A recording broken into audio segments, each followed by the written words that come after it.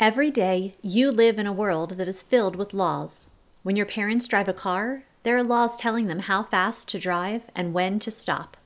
Laws also say that you can't drive until you reach a certain age. In fact, there are even laws requiring you to get an education. Most laws keep us safe and make sure people are treated fairly. But sometimes, laws can be unfair. What does it mean for a law to be unfair? When something is fair, that means that everyone has the same opportunity to succeed. If something is unfair, it gives some people advantages other people don't have. Do you believe that the rules you have to follow are fair? In the 1950s, many parts of the South had unfair laws that kept white people and black people apart. People of different races couldn't drink out of the same water fountains, use the same bathrooms, or even attend the same schools. When laws exist that separate people of different races, it is called segregation. In Montgomery, Alabama, one of those laws stopped black people from sitting where they wanted on buses.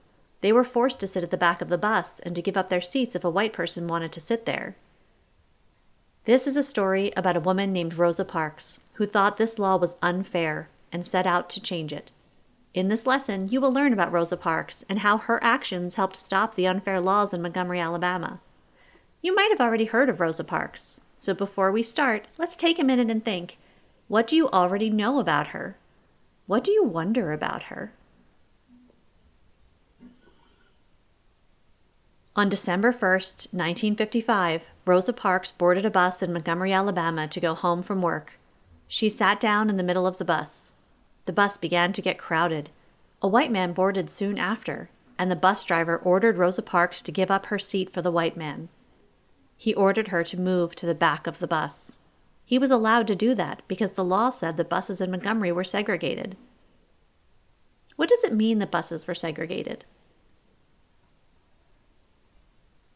Segregation on the buses in Montgomery meant that seating was divided by race. Rosa Parks would have to give up her seat for the white man if she wanted to obey the law. Rosa Parks made her choice. She chose to refuse to obey the unfair law. She did not give up her seat. She was arrested. She was taken to prison, charged with breaking a segregation law, and fined $10. How did Rosa Parks break the law? Because the buses were segregated, when Rosa Parks refused to give up her seat for a white person, she knew she was breaking the law. Rosa Parks' decision that day sparked one of the biggest and most important civil rights protests in American history. Black leaders in Montgomery had been wanting to change the unfair bus laws for a long time, and the arrest of such an important and respected woman helped spur on the whole black community. Around 50,000 African Americans lived and worked in Montgomery, Alabama. Nearly all of them joined together to protest the unfair laws by boycotting the buses. Historians call this the Montgomery Bus Boycott. A boycott is when someone stops using something until an unfair law is changed. In this case, thousands of people refused to ride the bus until black people were allowed to sit where they wanted. Dr. Martin Luther King Jr., a minister and important civil rights leader, held a meeting at his church to plan the bus boycott. He was joined by other important organizers, like Joanne Robinson, who printed leaflets to spread the word about the boycott. At first, these leaders thought that the boycott would last for one day, December 5th, 1955. But after December 5th, the group organizing the boycott held a vote. The boycott had been so successful, they decided to continue it until the unfair law was changed. The boycott lasted 381 days. For over a year, black people walked, rode bikes, or carpooled in Montgomery, Alabama.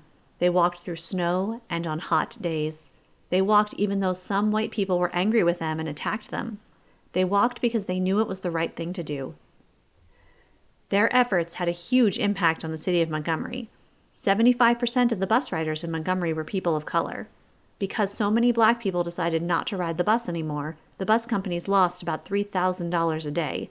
Over the course of the boycott, that means they lost over $1 million. How long did the bus boycott last? The boycott lasted over a year. On December 20th, 1956, the Supreme Court ruled that the laws segregating white people and black people on buses in Montgomery were unconstitutional.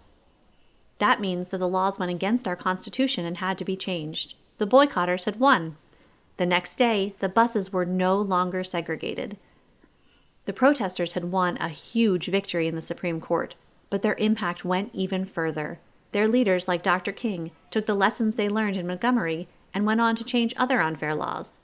Some of those laws had stopped Black people from getting a good education, buying houses in certain areas, and even voting. One of the most important lessons they learned was how to overturn unfair laws. How was the bus segregation law in Montgomery overturned? Because of the action taken by Rosa Parks, challenges to Montgomery's bus segregation law made it all the way to the Supreme Court, and the law was overturned. Some people have said that Rosa Parks refused to give up her seat on the bus that day because she was tired, but that is not true.